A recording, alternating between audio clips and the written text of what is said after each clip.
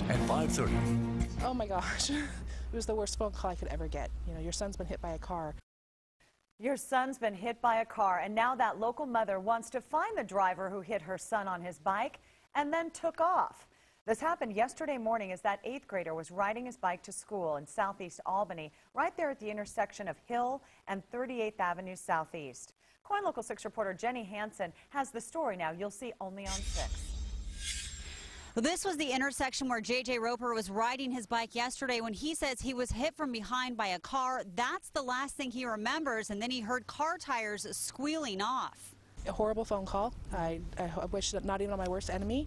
Amy Roper was at work Thursday morning when she got that phone call that her son J.J. had been hit by a car while on his bike. He was okay, but he'd suffered a concussion. He saw kind of a flash of something and then said he remembers flipping up and flipping around. The bike flipped and then he went over it and hit the ground.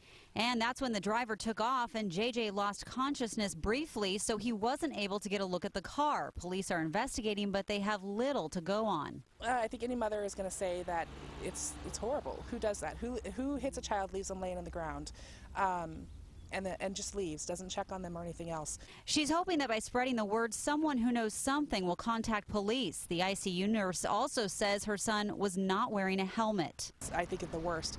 I am so thankful that his injuries were little as they were. You know, concussion's still a pretty significant thing, especially if they're repeated. So, you know, it's scary, but it could have been a lot worse. Albany police are asking anyone with information on this hit and run to contact them. Reporting for you from Albany, Jenny Hansen, KOIN Local 6.